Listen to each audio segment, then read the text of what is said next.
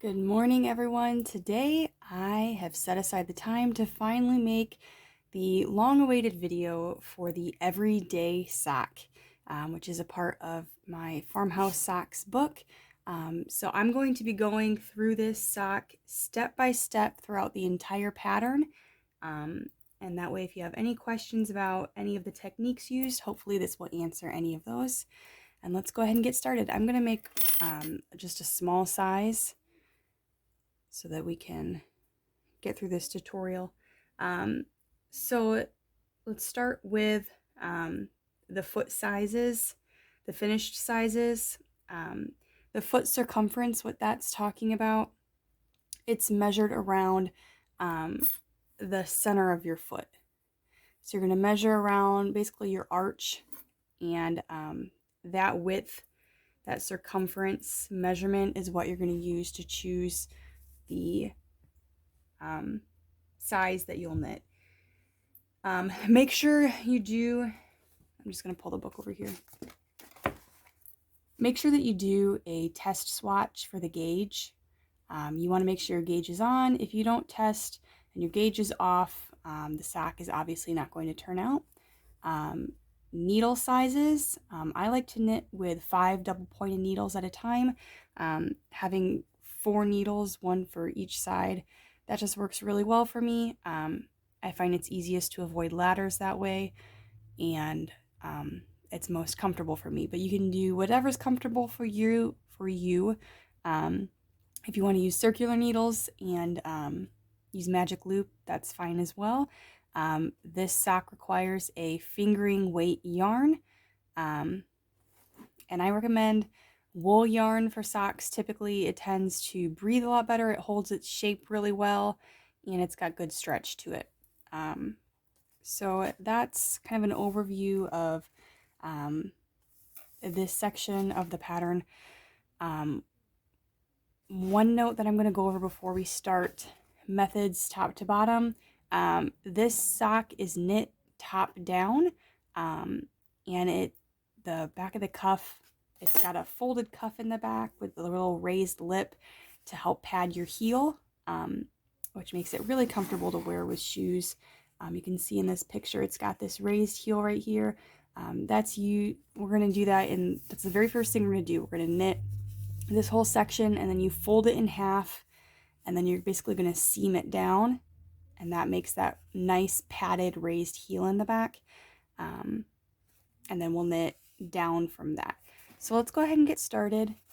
Starting with the setup, we're going to cast on our stitches, and I highly recommend using a German twisted cast on. It's my preferred method. It's extremely stretchy, so when you're making a sock especially, and you need to make sure that the top of it is going to stretch enough to get around your heel, I highly recommend this. I do not recommend using a standard long-tailed cast on.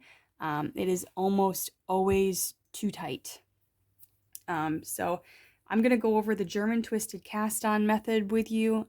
Make sure you have enough tail yarn for this cast on. It uses a tail like the long-tailed cast on. There's just a couple little extra steps, but it's very similar. You just need a little bit extra yarn. So I'll cast on 30 stitches. And to make sure you have enough yarn, what you can do is measure out your little tail just for weaving in the ends, and then wrap the yarn around your needle 30 times. And don't do it tightly or it's not going to measure accurately. And then once you've wrapped it 30 times, that's where you should make your little slip knot to start, and should give you enough tail length to finish the full cast on. I typically just kind of eyeball. So I'm going to make my slip knot. I have the working end of the yarn, which is attached to my ball of yarn, and then I have the tail end. And then this slip knot that I've made is going to be my first stitch. Now, all of these stitches, especially because this is a sock, I do not want to cast on tight. If I cast on too tight, then it's not going to be stretchy. It's going to kind of ruin the point of using a really stretchy cast on. You want to make sure you're casting on nice and loose so that you can get it over your heel. So I'm going to divide this up. It's going to be 8 stitches on needles 1 and 3, and then 7 stitches on needles 2 and 4. So I'm going to go ahead and get started on that. So what I'm going to do, I'm going to keep my thumb right here so that my slip knot does not fall off. And if I wrap the working yarn over my index finger and the tail yarn over my thumb, hold it with my pinky finger and ring finger, and then I'm just going to kind of turn my hand. I'm just rotating my arm so that it pulls down like this. We've got a square, we just pull it down. It's going to look like this. And this is the same way to start a long-tailed cast on. And it's a very similar method, it's just a little bit different. So I'm going to take my needle and go to the left, come behind my yarn, all the way behind both of those threads, those strands, and then I'm going to come down the middle.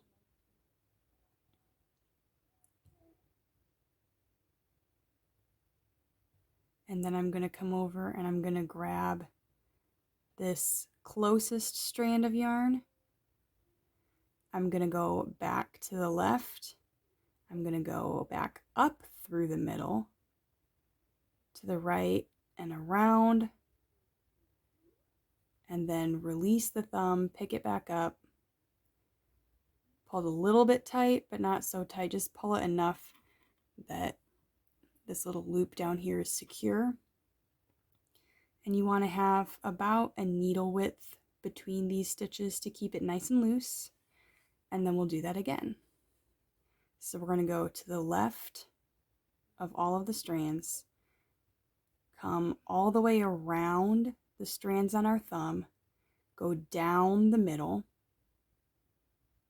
come back up to the top. Now we're going to grab this closest strand of yarn, come back around the left side and underneath, then we'll come up out of the hole, come back around, release the thumb, pick it back up, and we have a stitch. So basically we're coming around here and down the hole, then we grab this and reverse that, come back out. We'll do it one more time. We're going to take our needle, go to the left of the stitches on our thumb or of the yarn on our thumb, come down into that hole and around to grab this yarn, come back to the left and come up through the hole, pull the needle back around, release the thumb, and now we have 4 stitches. Again, make sure you don't pull these too tight or it won't be stretchy. So I'm going to go ahead and I'm going to finish casting on. I'm going to cast on 8 stitches onto this needle. I'll let them drop. I'll grab my next needle and I'll just keep casting on stitches until I have the total number of stitches that I want to cast on. So now I have all of my stitches cast on. I'm going to double check and count over the stitches again to make sure that I have the full number of stitches that I need and the correct number on each needle. And then what I'm going to do is I'm going to join my stitches in the round and be careful not to twist the stitches. So what I'll do is I'll take the first needle and the little bottom loop that connects each of the stitches, I'm going to line them up on what will be the inside of my circle. Then I'll take the next needle and line it up. Then I'll take the next needle of stitches and I'll turn that, and slowly it's starting to become a little bit less chaotic. And then I'll take this last needle, turn it into place, and then I'll lock that with my left hand.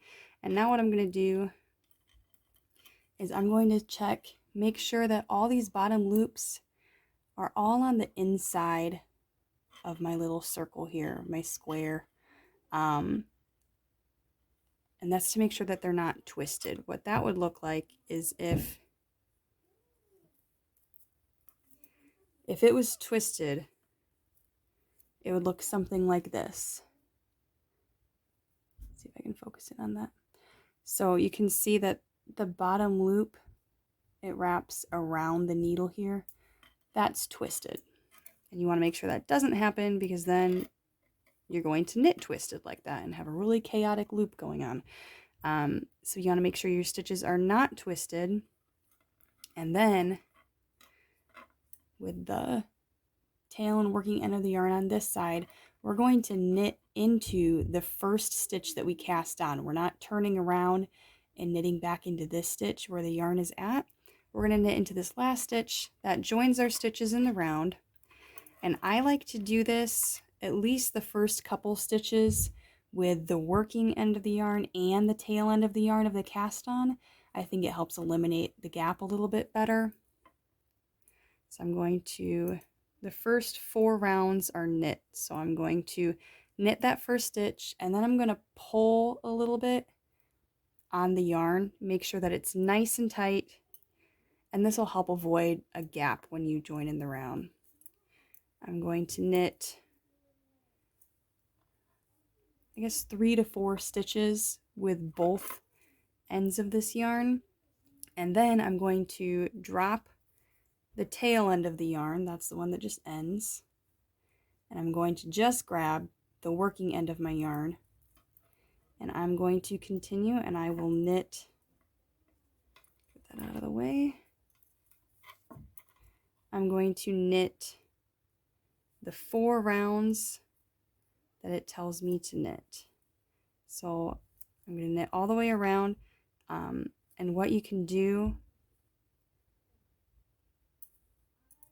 to know the beginning of your round, since it's a circle now, either place a stitch marker here on your first needle between the 2 stitches so it doesn't fall off, or what I can use, at least for a while, since I have this tail yarn right here, I typically just use that as my stitch marker for my beginning of the round marker. And every time I see this tail end of the yarn, I know that I'm back to the beginning of the round. But if you would rather, if you're going to miss that, just slip a little stitch marker here between your first and second stitches, and then you can just keep knitting along.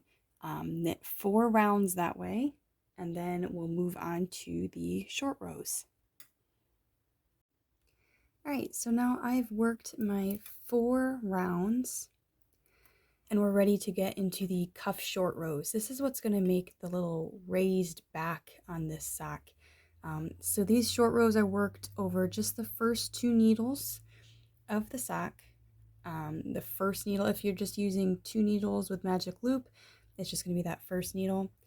So we are going to knit up to the last stitch of this second needle first if you've only got 2 needles.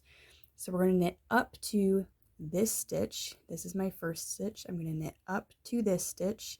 That means I'm not going to knit this stitch. I'm going to knit up to it, and then I'm going to turn. So that's row 1. And if you want to avoid extra gap here, if you have a difficult time not having a gap at this edge and you're struggling with that, you could always try slipping the first stitch as well, and that may help you. So I'm going to go ahead and knit over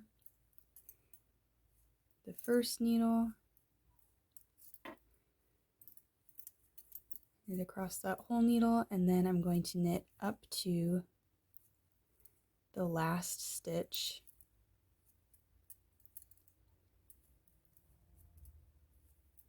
on the second needle. So I've knit up to the stitch, and now I'm going to turn. And by turning, I mean you're literally going to turn it around.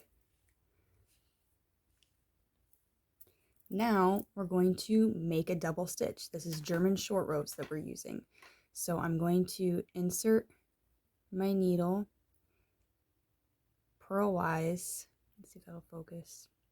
Into that first stitch, I'm going to insert needle purlwise, slip it onto the right needle, and then this tail, I'm going to pull up on that. You see how it makes both legs of the bottom, the loop below it, it's going to pull that loop. I'm going to wrap my working yarn around the needle and pull on that tight. So now instead of 1 stitch there, it looks like 2 stitches because the 1 stitch below it we've now wrapped around the needle. So that's a double stitch. And now I'm going to purl up to the first stitch of the row. So that's back, that purl up to the first stitch of the beginning of the row. That's where your stitch marker is. So the beginning of my row is right here. I'm going to knit up to the first stitch. That means I'm not going to knit the first stitch. I'm going to, or purl, sorry, I'm going to purl up to it.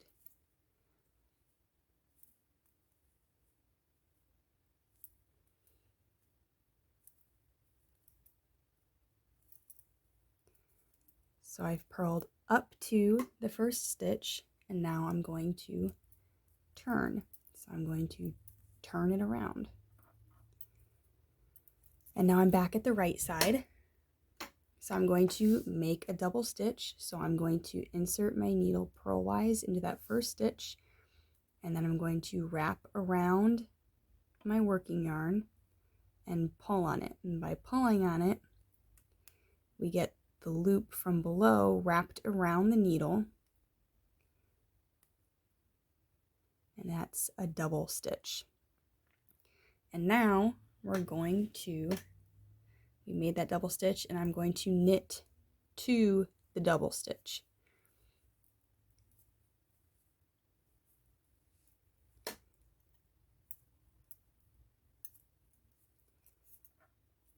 So I'm knitting up to that first double stitch that I made, and it's pretty easy to identify it when you get to it because it looks a lot crazier than the rest of the stitches.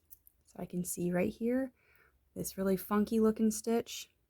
That's my double stitch, so I'm knitting up to that, not knitting it, and then I'm going to turn.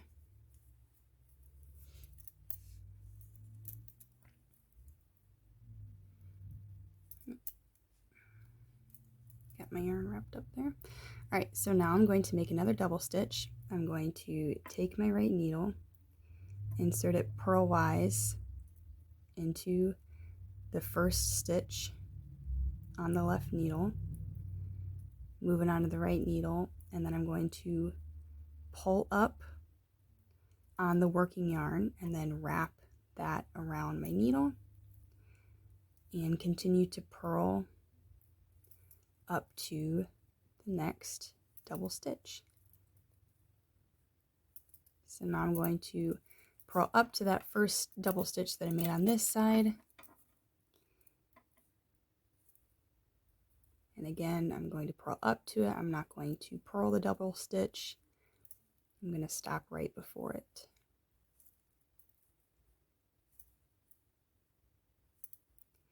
So we can see this stitch is the double stitch. It looks crazy. You can see 2 stitches there. And then I'm going to turn.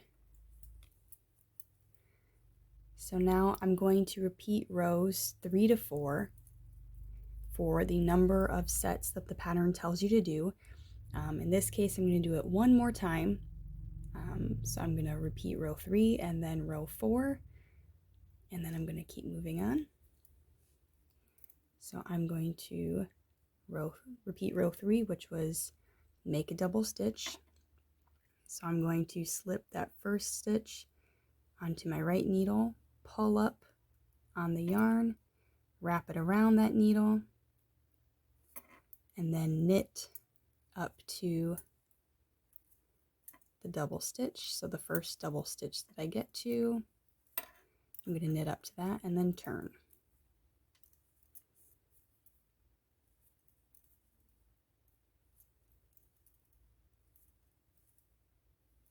So there's the double stitch.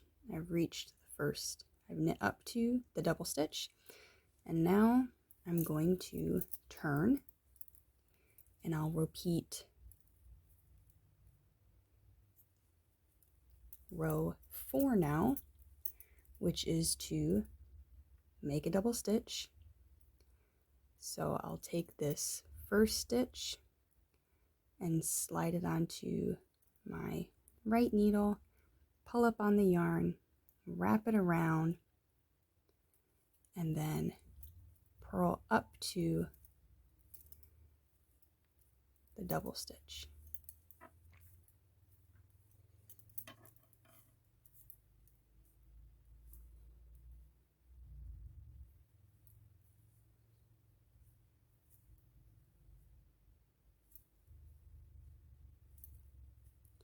Alright, so there's that double stitch, wonky looking stitch, and you can also tell there's kind of little gaps between the stitches.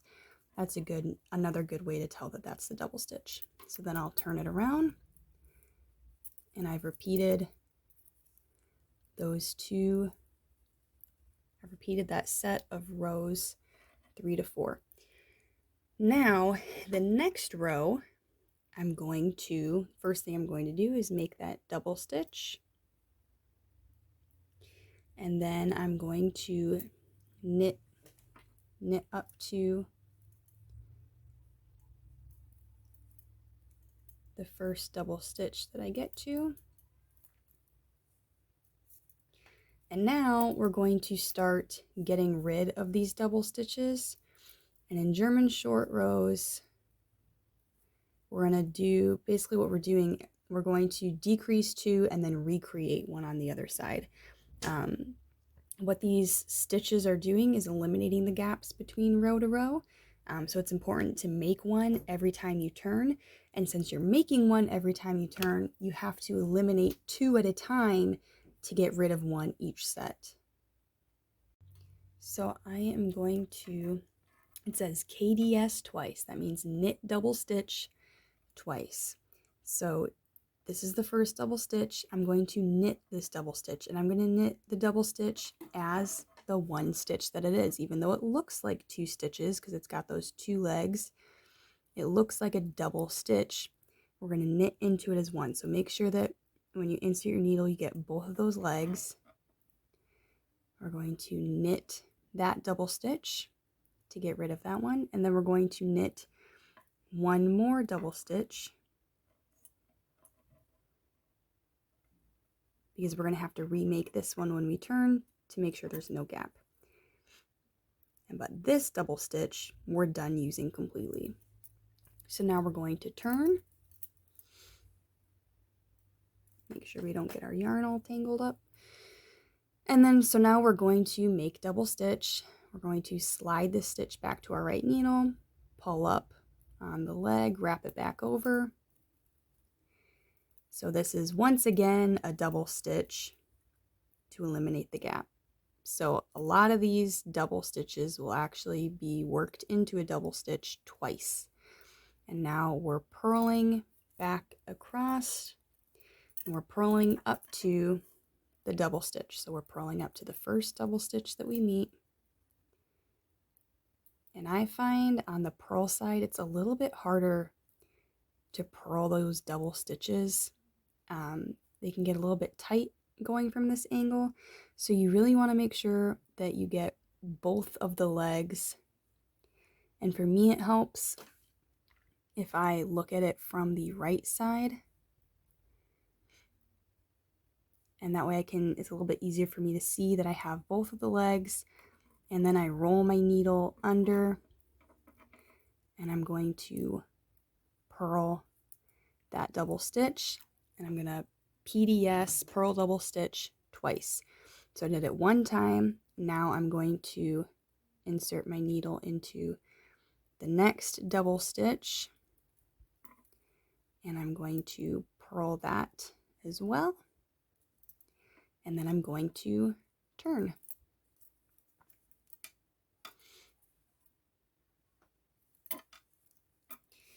All right, now I'm going to repeat the last 2 rows until all but the last double stitch has been reworked.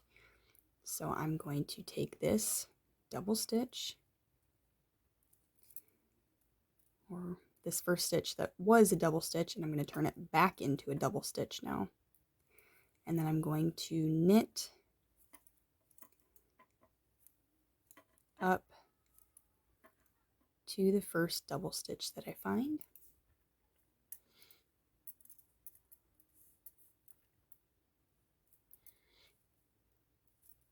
And these are called short rows because we're only working a short portion of the row. It's not a full row. All right, so I've got up to the double stitch. I'm going to knit that double stitch, and we're knitting it as one stitch. We're not knitting the individual legs. And then I'm going to take the next double stitch and I'm going to knit that. And then I will turn. I'm going to turn this stitch back into a double stitch. And when you do that, one stitch that's already been a double stitch that you're turning back into a double stitch, it's actually gonna, sometimes it kind of looks like almost 3 legs there. It's gonna look really crazy for just a minute. And now I'm going to purl up to the double stitch.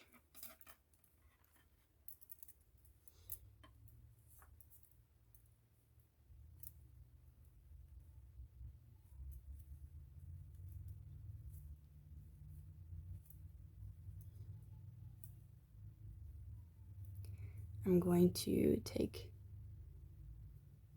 this double stitch. Again, it helps, for me it helps to put my needle in through the front. Maybe if you have your own suggestion for making this stitch a little bit easier, drop that in the comments. I'm going to purl this double stitch and purl double stitch. And then I'm going to turn. And now I'm on to the next section, because as you can see, when I'm starting this row, I haven't made a double stitch on this side yet. There's no double stitch here because this is waiting to be reworked. So I only have one actual double stitch remaining at this point. So this is the point where there's one double stitch left, and now we're ready to go back to knitting in the round. We're going to resume knitting in the round. So I'm going to take this first stitch and I'm going to work it back into a double stitch. And I'm going to knit up to the double stitch.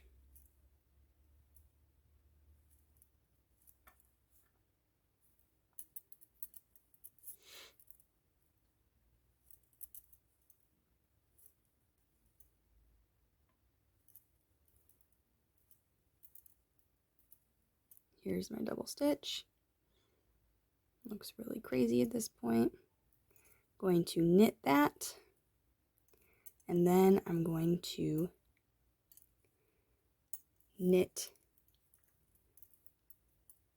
all the way to the end of the round. So I'm knitting all the way back to my beginning of the round stitch marker.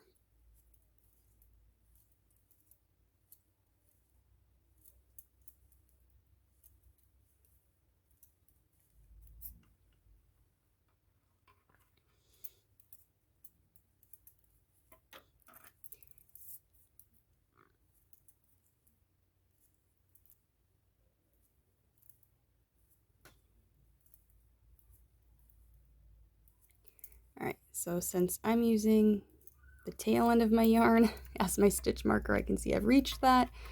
So I'm at the beginning of the round. Now we've got the next round to go, which is going to eliminate the last double stitch. If it looks like this, like you're going to have a gap here regardless of doing your short rows properly, this is why I slip that stitch, because sometimes it can be difficult to eliminate that. Sometimes it's dependent on the yarn. The yarn that I'm using right now is extremely stretchy, so it tends to stretch out a little bit more. What you can do to eliminate that and make sure you don't have a hole, I'm going to slip knit, but with picking up a stitch. So I'm going to slip that first stitch knitwise, and then I'm going to pick up a stitch, so basically one leg in this hole, and then I'm going to knit those together. And then this first stitch that we have here is our double stitch. It looks like 3 crazy legs because we reworked it.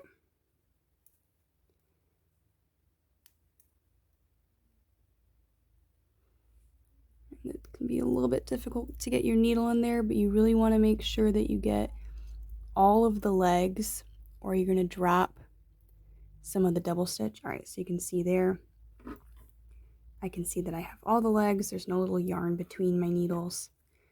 And I'm going to knit that.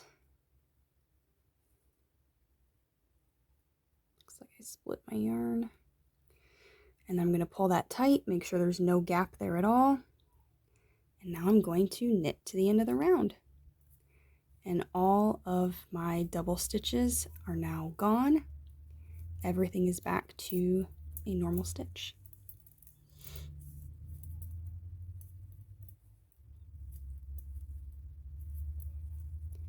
And now I'm just knitting across all of this to the end of the round.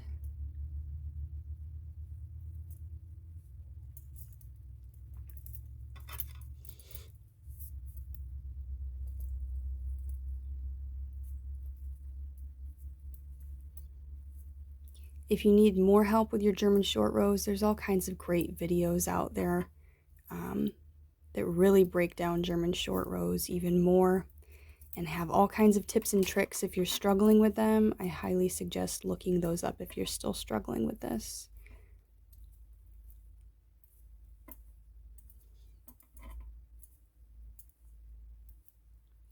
All right, so now I'm back to the beginning of the round. I can tell because my little stitch marker here, which for me is just my tail yarn. And now I'm going to knit 2 more rounds. That will make this half of the German short rows equal to this half of the German short rows. So the rows that I did before I started and the rows after them should be the same number of rows so that we can fold it in half and it will be even. So I'm going to knit those 2 rows and I'll meet you back here. All right, so I have done the 2 additional rows all the way around. And now if I fold it in half, you can see that those short rows have added a bit of length to this side of it. And this section is much shorter. And so this will be the front of the sock and this becomes the padded heel. So what we're going to do, we're now at the fold over cuff. We're going to fold the cast on edge into the sock, aligning the cast on edge with the current working stitches. So we're going to take, this is our cast on edge. These are the stitches that we cast onto our needles. We're going to fold those into the sock like this.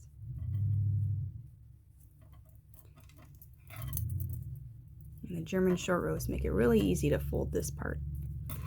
And you'll see that this now will be the raised, nice padded back on the sock. But this needs to stay down. It's not going to stay there by itself just because we folded it. So what we need to do is connect those. So we want to align the stitches from the cast on edge with the working edge, and that means that we want to find the first stitch from the cast on. You can follow a stitch all the way down to which stitch is that cast on stitch. So this bump right here is the cast on edge. You want to make sure that's lined up properly so this doesn't get kind of twisted and wonky. You want it to lay nice and flat, folded in half. So I'm going to start on this edge. I've got that folded in half, and I'm going to pick up the cast on stitch that led to the current stitch. So that's that stitch that if we follow this one all the way over here, we can see it's this little bump. So this stitch is what I'm going to pick up, and I'm going to pick it up with my left needle. All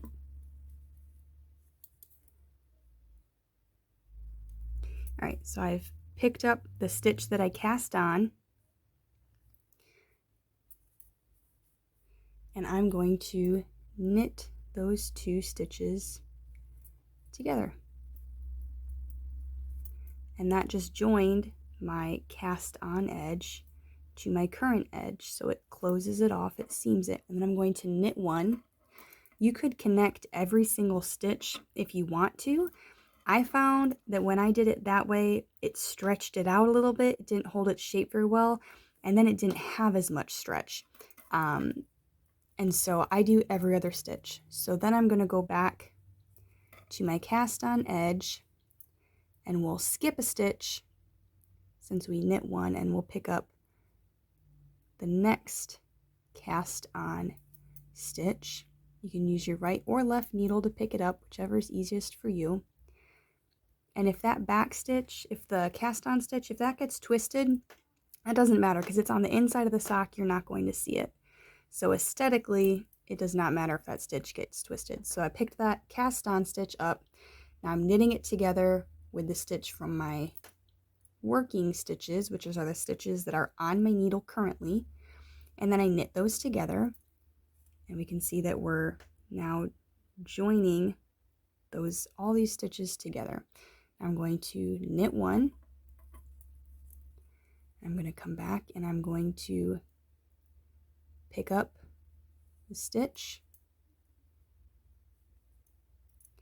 And I want to pick that up with I want to have that on my left needle. And then I'm going to knit those two stitches together, the working stitch and that cast on stitch. I'm knitting them, combining them together. Then I'm going to knit one. And now I'm going to pick up the stitch and knit it together. And there we go. We're starting to, you can see how we're starting to combine all these stitches into a seamless little hem here. You can see here it's still opened and here it's closed. We're seaming this together so it's all shut and it stays folded. And we're just going to continue this all the way around till we reach the end of the cuff. So I'm just about all the way around finishing this fold over cuff, and I just want to make a couple notes to clarify for you. The stitches you're picking up off the cast on edge, this little kind of rolled, the connected rolled kind of bumps at the bottom of each stitch, that's what I'm picking up at the bottom of each one when I pick up my cast on stitch. One, it removes that so it looks a little bit cleaner, but that's what I pick up. It's a little bit easier to grab as well. And so for me, what works best, I fold it over and I can see here's the little top edge. Make sure it's not rolled. Make sure you got the complete edge. It's not rolled under this way. I grab this bump. For me, it works easiest to hold it up flat with my left finger and then grab that little stitch with my right needle and then transfer it onto my left needle. And then I can knit those two together and then knit one and do it again. So I'm going to take the cast on edge, push it flat with my left finger. I'm going to grab that bottom edge with my right needle, slide that onto my left needle, knit those two stitches together, and then knit one. And I'll go ahead and finish this off. When you get to the point of closing off your fold over cuff for the heel, I highly recommend trying it on before and after that row to the fold over cuff row to make sure that you can get it over your heel. If you cannot either, if you could get it over your heel before you fold it in half, but you cannot after you fold it in half, just rip that last row back. And then when you're knitting that row to combine them, knit very, very loosely. And that will keep your stitches nice and loose and stretchy, and that should solve the problem. Otherwise, if it does not fit, you're going to want to size up for your cast on stitches for the cuff, and then decrease stitches, knit like one row, decreasing stitches down to the normal amount, or decrease at the gusset. But you want to make sure that this actually gets over your heel before you knit the entire rest of the sock. Okay, so now we have finished the fold over cuff. We have a fully enclosed hem up here, a little cuff up here on our sock. It's closed off. We've got this raised back right here. It's nice and padded since it's folded over. It's double thick. Nice and squishy back there, so it does a nice job of padding your heel in the shoe. Now I'm going to take my tail end of the yarn that I've been using as my stitch marker, and I'm actually going to, I like to pull it through the needles to the right side of the work. Makes it a little bit easier for me to see. That way I don't miss it.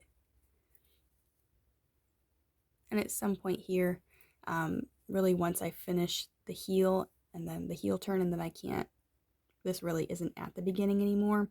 At that point, typically I'll add an actual stitch marker, or at whatever point that I reach that this is no longer easily visible, or if I start to miss this, then I'll put in a stitch marker so that I can make sure that I see the beginning of every round. So now we're to the heel flap. So the heel is going to be worked over these first two stitches, or these first two needles, sorry, just like we did for the padded heel.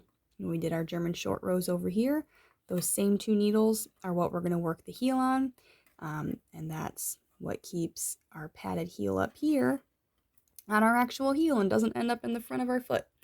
So we're going to begin with row 1, and this is going to be, starts on the right side.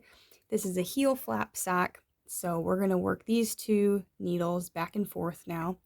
I'm going to knit one, and then knit one and slip one, and repeat that knit one, slip one to the last number of stitches that the pattern tells you to knit to. So I'll knit one, slip one, knit one.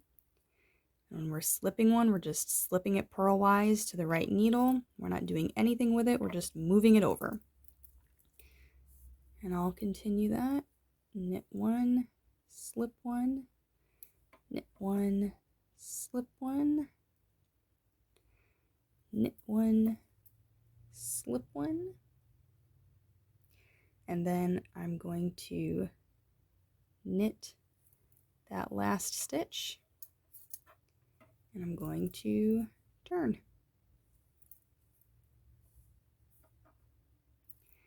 And now on this side, I'm going to knit one, and I'm going to purl to the last stitch. Oh. Sorry if you can hear that background noise, that's just the tornado siren. So I'm going to purl up to the last stitch, which is the last two stitches of my heel stitches, these two needles. It's the beginning of the row where your stitch marker's at. I'm going to purl all the way up to that.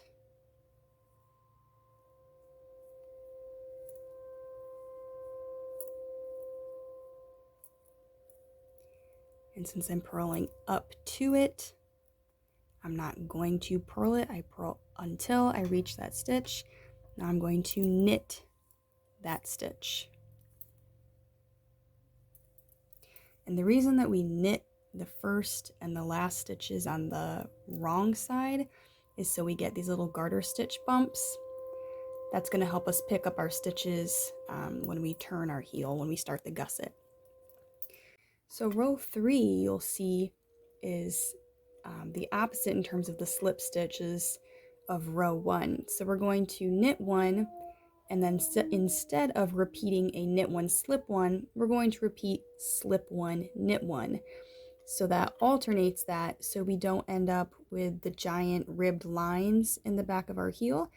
This I find makes it a little bit more padded, and I designed the sock really just to be as padded and as comfortable, especially on the heel, as possible. If you're going to be running in these socks, walking, whatever activities you're going to be doing, my goal was just to make it as comfortable as possible. So you'll see that it alternates on the right side rows which stitches you're slipping. And if you can't remember which row you're on, you can always turn to the back and check down a row. And my yarn is a little bit difficult to see it on because it's highly plied, but usually you can see which stitch was slipped in the previous row. And so then you'll just knit that one instead and slip the next one. Now we're just going to keep following the pattern until we have worked a total of blank rows, whatever the pattern tells you to do. Basically what you're going to end up with is kind of a square back here. So I'm going to keep going, and then when I finish my full heel flap, we'll meet back up and continue from there. So now I've worked my heel flap. You can see it's basically a little square here. Now the trick with counting your rows, if you lose track, since there's so many slipped stitches in here, you can't just count these stitches because it's not going to be the full number of rows. What you can count by is the garter stitch rows by counting the raised edges of garter stitch. And for every garter stitch bump, that's 2 rows. So we've got 2, 4, 6, 8, 10, 12. And so we count the bumps there, and that'll tell us how many rows that we have, and if we're ready to move on to our heel turn. So I am ready. I have my rows done, and I'm ready to begin the heel turn. So row 1, which is worked on the right side, I'm going to knit 8 stitches.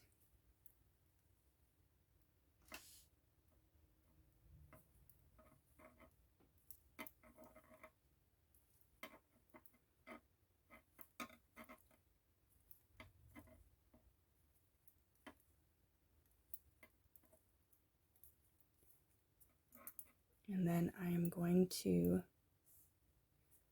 slip, slip, knit. I'm going to knit 1, and I'm going to turn.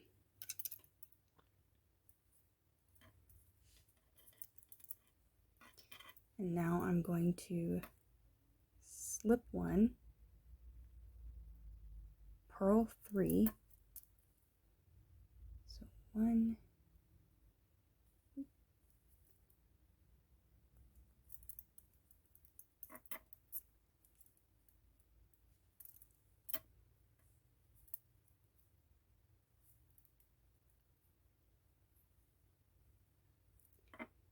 and then I'm going to purl 2 together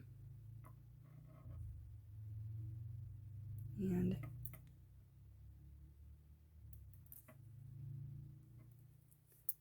purl 1. For some reason this isn't focusing on the front, it's focusing on my yarn in the back. We don't want that. Here we go. Alright, and then I'm going to turn that.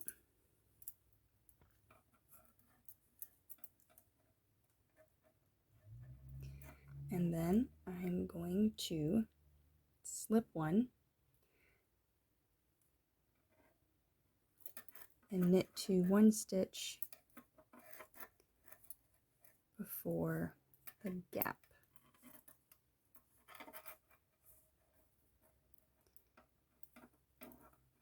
So 1 before this gap, I'm going to slip, slip, knit, knit 1, and then I'll turn.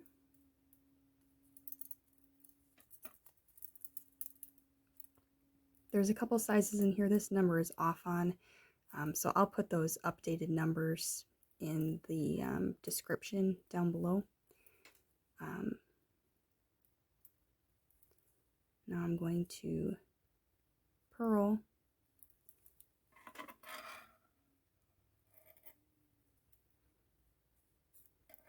purl up to the gap this direction.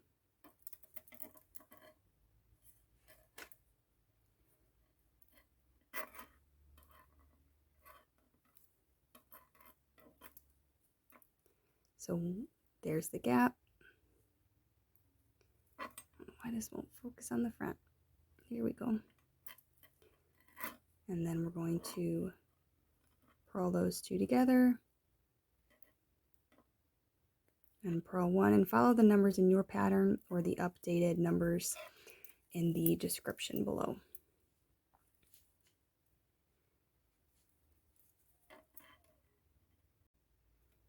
All right, now I'm at the gap again, so I'm going to slip, knit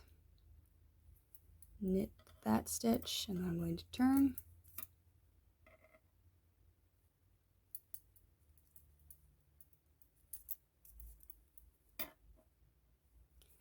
And work it one last way so that all of the stitches of the heel have been worked, meaning that I have knit or purled back around every stitch along the heel.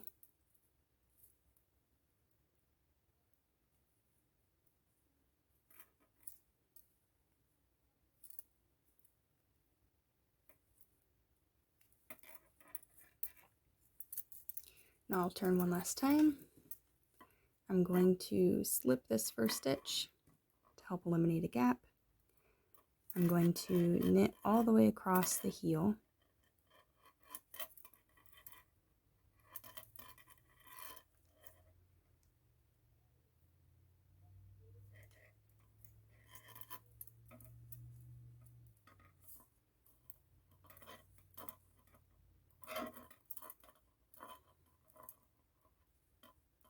And now I'm going to begin picking up stitches along the edge of my heel flap.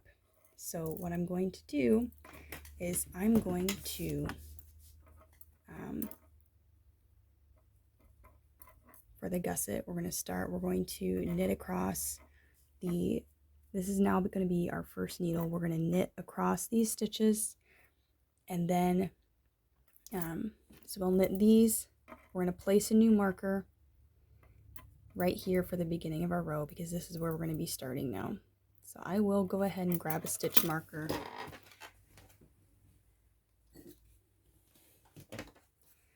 Got my little cup, and I'm going to use my beginning of round marker.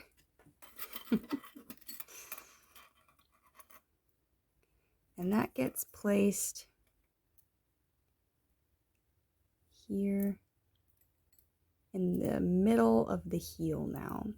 So right in the middle of the heel is now where we're going to start the beginning of our round. So we're going to knit across the rest of our heel stitches, and then we're going to pick up all of the stitches along the gusset. So what I'm going to do is you can either pick up the actual bump of the garter ridge. That's a very popular way to do it. I like to actually pick up the entire stitch between the garter ridges. If that gives you a little bit of a hole, you can just pick up one leg of the stitch between the garter ridges. But that's my preferred way to do it. And for me, it lays a little bit smoother, and it eliminates the gaps. So do whatever method works best for you. Try several out and just figure out what you like best. That's the beauty of there being so many techniques available. So then after we get to, here's our last garter bump, we're going to pick up, in this big gap here, we're going to pick up one after our garter bump. And then we're also going to pick up just another stitch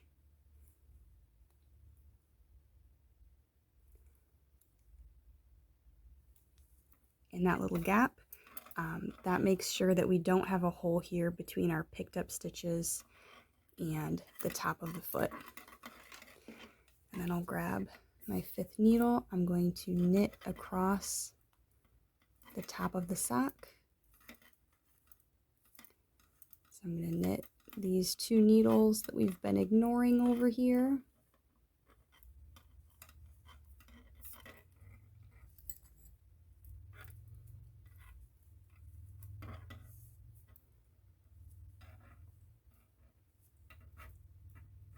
And then when I pick up my stitches, I'm going to pick them up with my 5th needle. So I'm going to take my 5th needle here. I'm going to start by picking up an extra stitch in the gap.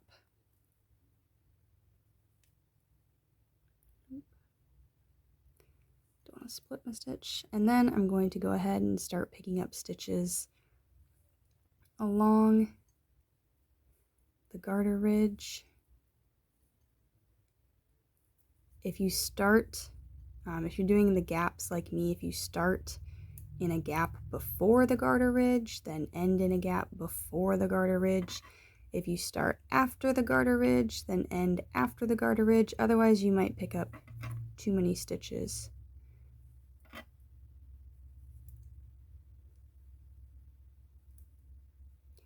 All right, so now we've got all those picked up.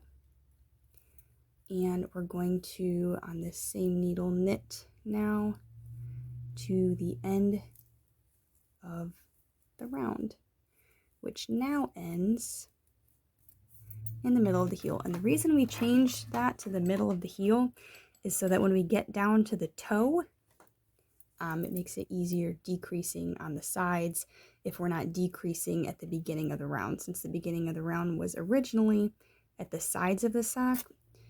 If you're decreasing on the edges, it lines up kind of in between rounds and it looks a little bit sloppier that way. It lines up much more nicely this way. So we're going to now knit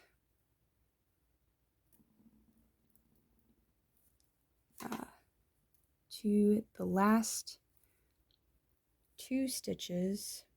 Let's see, on this one I'm knitting to the last 3 stitches of this first needle. So here's my first needle.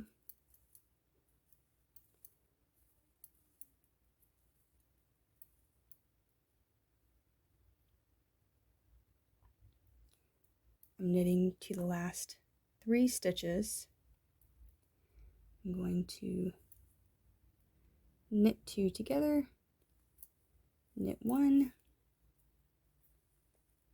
and then knit across needles 2 and 3, which are those needles that we'd been ignoring during the heel.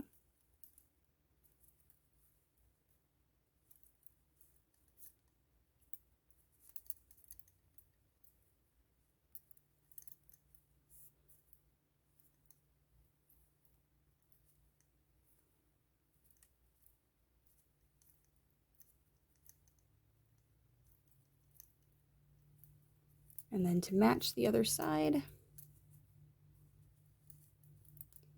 we'll knit 1, and then we're going to slip, slip, knit, and knit to the end of the round.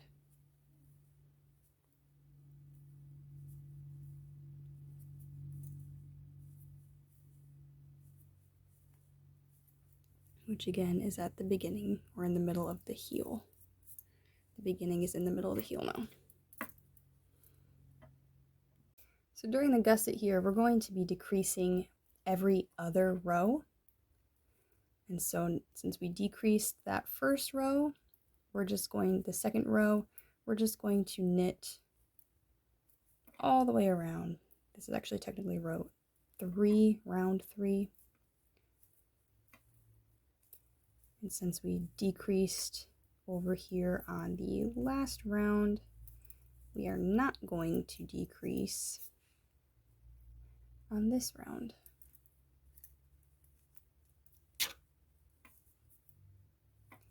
So we'll just knit all the way around, and I will meet you back at the bottom of the heel.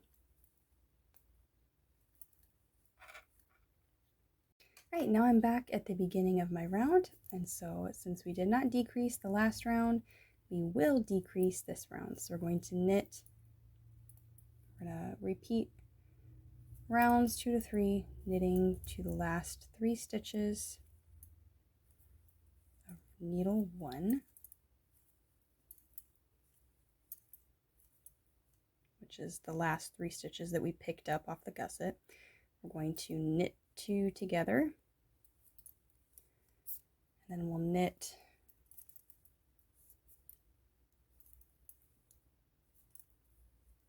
to the second stitch of the 4th needle. So here's needle 2,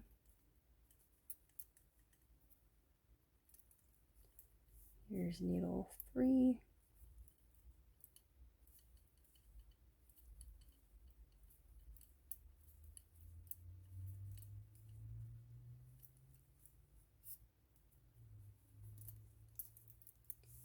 and then here's needle 4. We're going to knit 1, and then slip, slip, knit, and knit back to the beginning of the round. And we're just going to keep repeating this pattern, rounds 2 to 3. We're going to knit a round now with no decreases, and then we'll knit another round with decreases at the same spots, right at the top corners of these picked up stitches.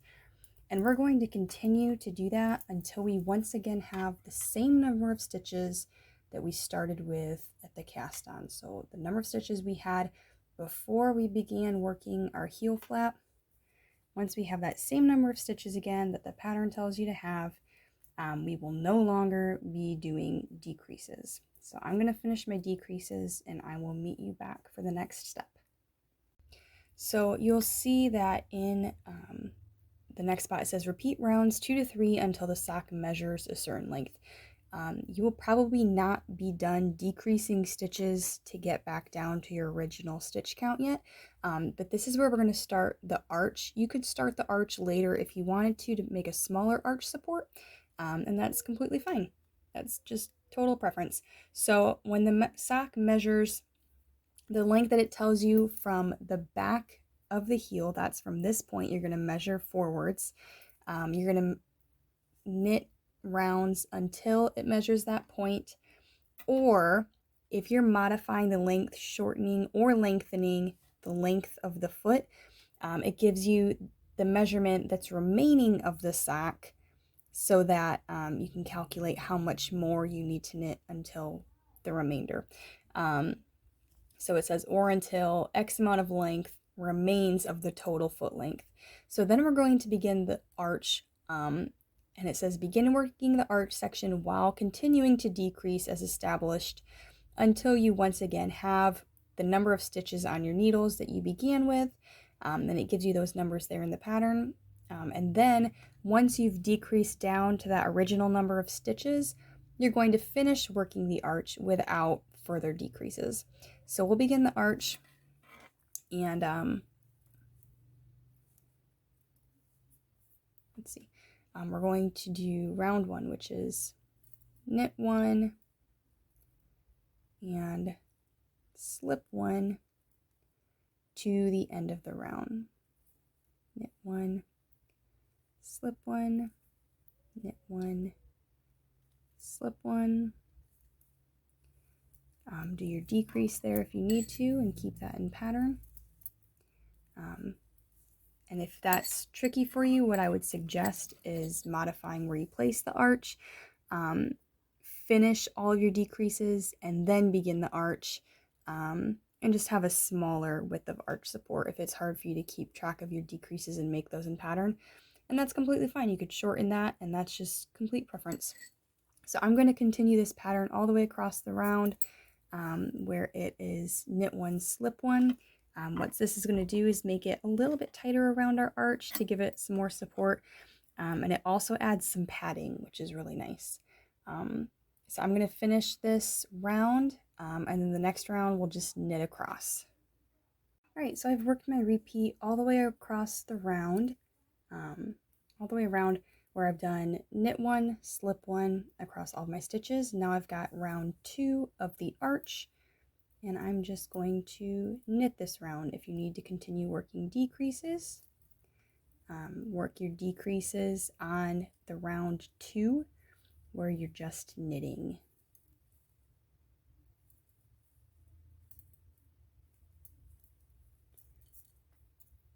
Otherwise, if you have to slip while you're decreasing, it becomes a little bit difficult. You could always slip one stitch over the next stitch and then slip that, but I would recommend, if your decreases are falling on that round 1 of knit one, slip one, I would either knit one more round or just decrease sooner or later. So, but really, I highly just suggest knitting one less round, and that way you can do your decreases on round 2 when it's just a knit round. So I'm going to finish this round that just knit all the way across, and then we'll just repeat these 2 rounds throughout the arch section. Stop decreasing when you reach the stitch number that you cast on with.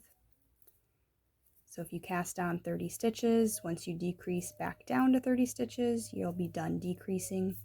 And then you're just going to do this repeat across where you're knitting one, slipping one for one round, and then you'll just knit all the way across for round 2, and we'll continue to repeat rounds 1 and 2 of slip stitches and then knit across until the foot measures the distance that it tells you from the back of the heel, or until there's a specified length in the pattern remaining of the desired sock length. And that line is really in there again. If you're taking your sock, if you're lengthening it or shortening it this way, then take the total length of the foot that you're adjusting it to and measure until, or knit until, there is that much length left of the sock. Now, if you have the book copy of this pattern, in the book, there's a notes section, which is really nice. If you're making a sock for someone and you need to adjust the length for them, you can put any notes in here. So if you're making it longer, and so you have a longer length until you finish the arch or begin the arch, you can add little notes for people in here. It also has this really nice ruler, which is a great tool for all the times, especially during the arch and ending the arch when you're having to measure from the heel. There's a lot of measurements happening, and so there's a ruler right here for you just to make it easy. You don't have to go find a ruler. You can just stay wherever you are knitting and use the book. And that's just one of the fun little tools that I threw in there, just trying to make it as easy and helpful as possible. So I'm going to continue along knitting just a couple more rows of this arch. I'm not going to knit a lot of rows since it's just a sample. I'm not worried about how long it actually is. I just want to work through all the steps. But I'll just work a few more rows just so you can see what it looks like. And then we'll move on to the foot. All right, so I've just knit a few sets of the repeat for the arch, where we're going to slip one, knit one, and then across the round, and then the next round we just knit. You can see that we get these little raised bumps, and that's what the arch is going to look like. Repeat that for the length that the pattern tells you to do, and once you finish that, we move to the foot, and we're just going to knit, and we will knit across each round until the foot measures the length that it tells you to do. If you want to add on a little bit of length, go ahead and do that, and then we'll begin the toe. I'm just going to knit a few rounds here just to separate the arch section so that we can see the stitches a little bit better, and then we will go ahead and do the toe and finish this up. Alright, so now I'm going to move on to the toe, and it has a note: make sure your stitches are divided equally between the instep and the sole.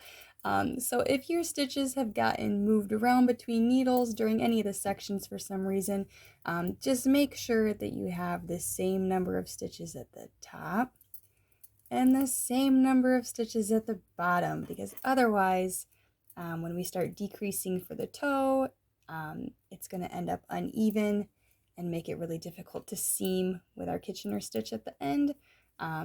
So just double check that if you need to. So we are back at the bottom of the heel.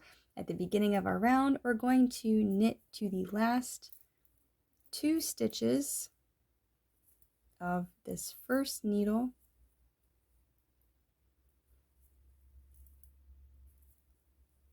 Two stitches, and then we're going to knit 2 together.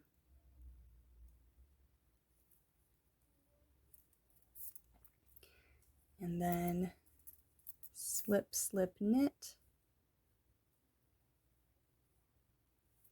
And so we're decreasing along the edges of the toe. And then we'll knit to the last 2 stitches of the third needle. So we're still on the second needle here.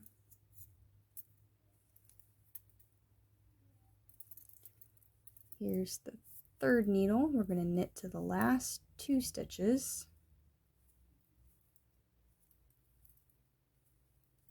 And we're going to knit 2 together. And then slip, slip, knit, which will be the first 2 stitches of the next needle, needle 4, and knit to the end of the round.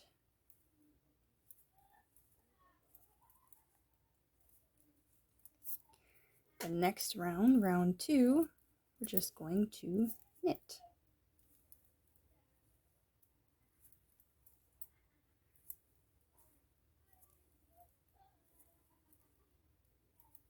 And I'm sorry if you can hear my kiddos giggling in the background. They're in a separate room, but they are just started summer vacation and they are thoroughly enjoying their time.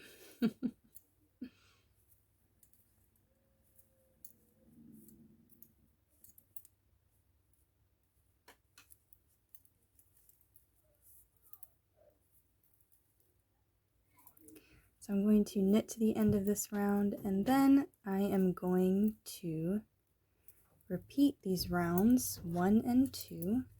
So I'm here at the 4th needle now.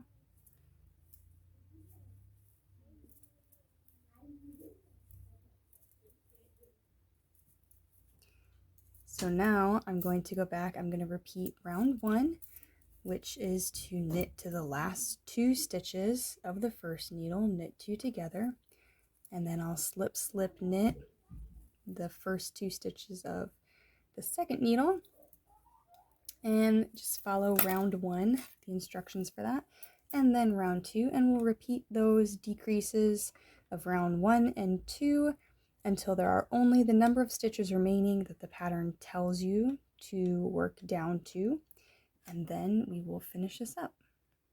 One more little note or tip as I'm finishing up, I'm working on some of these decreases. After I do my knit 2 together, when I knit my slip, slip, knit, after I pull my stitch through, I'm going to pull it tight to make sure that it doesn't end up with a gap between these 2 needles, between our decreases, and that will avoid any holes on the sides of the toe. Another thing you could do if you want, instead of knitting to the last 2 stitches, you could knit to the last 3 stitches, and then you could knit these 2 stitches together, knit the last stitch of the first needle, knit the first stitch of the second needle, and then slip, slip, knit these 2 stitches, and then repeat the same on the other side of the toe. So if you're having issues with a gap or a hole between your decreases, those are the 2 things that I would recommend trying, and see if that helps. If you have any other little tips that work for you, feel free to pop that in the comments to share with anyone else who might need a helping hand to help get rid of those annoying gaps that can sometimes happen when we're decreasing. All right, so I have finished my decreases for my toe. You can see it's got a cute little point at the end now for a tiny little sample sock. And so now we are ready to bind off, and we're going to use Kitchener stitch to bind this off. So we're going to bind off flat the top to the bottom. So what we want to do so that there's not so much needle in the way, I'm going to put all of the top stitches onto one needle.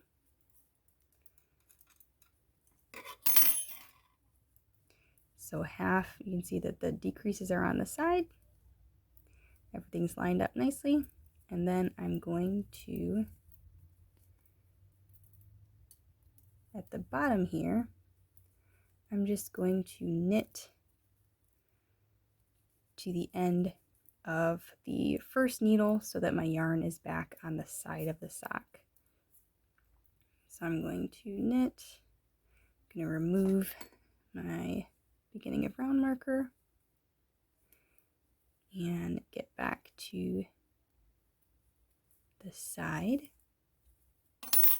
So now I'm just down to these 2 needles. I have all my stitches lined up next to each other.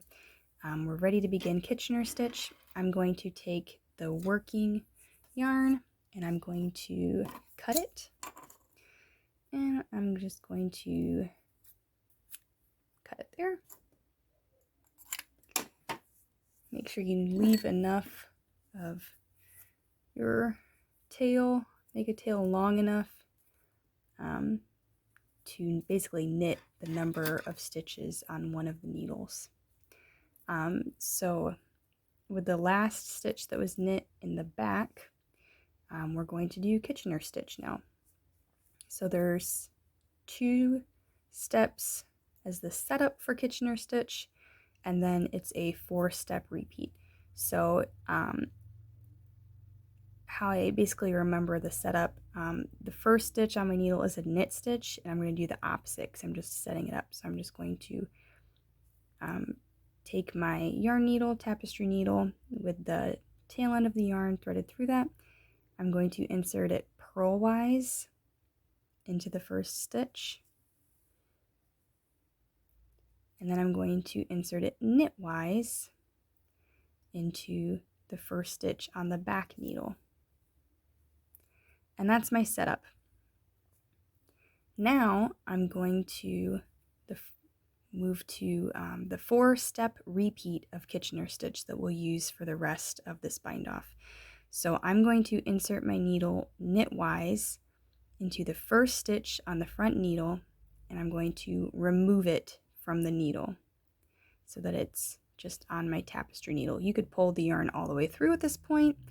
I like to wait until I do my next step. So step 2 is to insert the tapestry needle purlwise into the new first stitch on this front needle. And then I'm going to go ahead and pull my yarn through, pull that tight so you don't end up with a gap at the toe.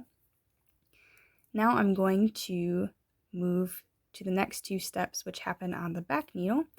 I'm going to insert my needle purlwise into the first stitch and remove it, and then knitwise into the new first stitch on the back needle. And my little, I guess the little tip that I remember to help me remember, let's see if we can get this to focus in, there we go, to remember which direction I'm inserting the needle to remove it. When I'm inserting the needle the correct way for the stitch that we have, that's the one I'm going to remove it. So since these are all knit stitches, when I'm inserting my needle knitwise, that's when it gets removed. But every stitch needs to be worked twice. So we're going to go purlwise into each stitch and knitwise into each stitch. And so we'll go the opposite of what the stitch should be before it's getting removed, when it's just getting set up. And then we'll remove the stitch when we're inserting our needle the proper way. So now we'll go back to step 1. we're going to insert our needle knitwise into this first stitch and remove it because it's a knit stitch and we're going in knitwise. And then we've got to set up this next stitch, and so we're going to insert our needle purlwise into the new first stitch on the needle.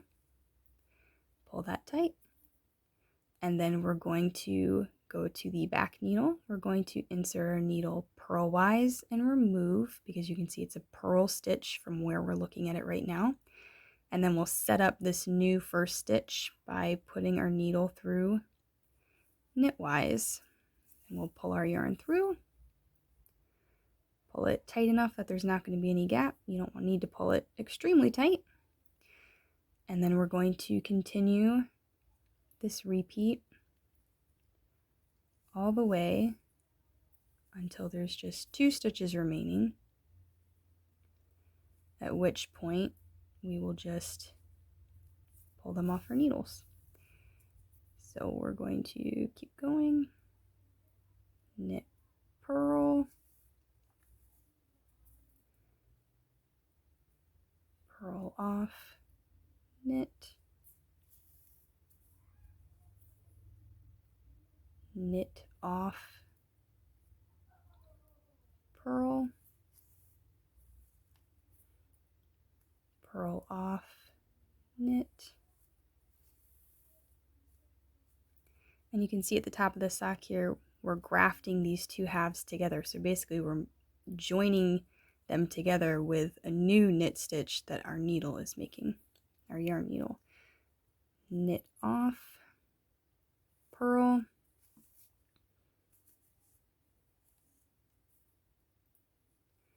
purl off, knit, knit off, purl, purl off, knit. And now we only have 2 stitches left, so you can't set up, you can't do the full 4 steps. I'm just going to knit off and then purl off.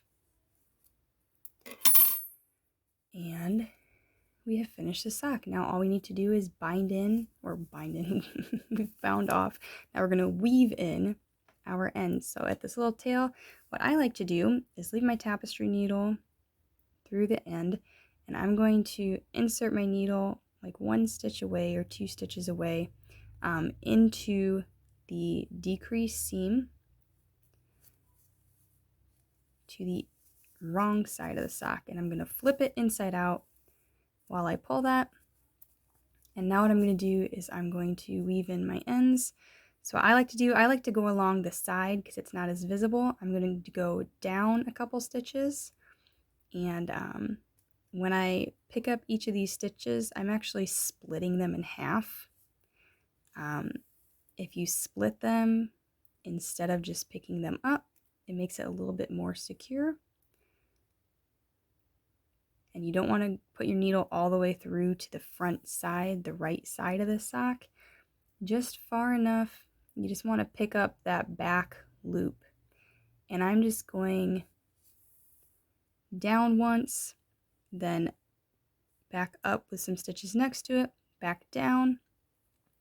And if you can go back through the top and bottom stitches, that helps secure it a little bit more. And then I found that that is really plenty. And then I'm going to cut my yarn, and there we go. And then I'm going to weave in my yarn here from the beginning of the sock, and I want to get that back through to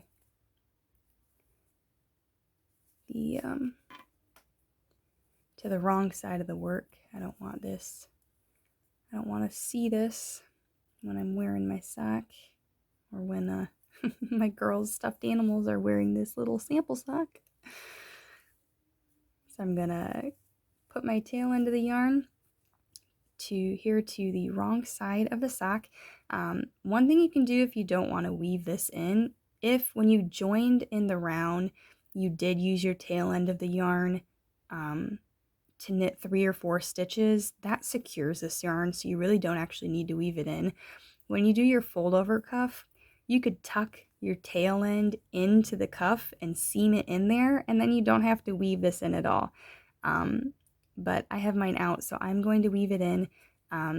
One thing you can do while you're weaving in your ends, if there's any like hole or gap by the spot where your tail end is sitting, you could always pick up some stitches and close off that gap, just as a way to finish it off. Fix it as you finish it. But I'm just going to go kind of up and down a little bit here, splitting the stitches. And I'll go through, I go down one row, I go up the next row, and then when I get to the top, I'm going to split the tail yarn and then go back down one more time, splitting your tail yarn as much as you can, because that kind of locks it into place a little bit better. And then pull that through. You don't want to pull it tight, or you could cinch this and then you're going to have a weird little warp in your sock.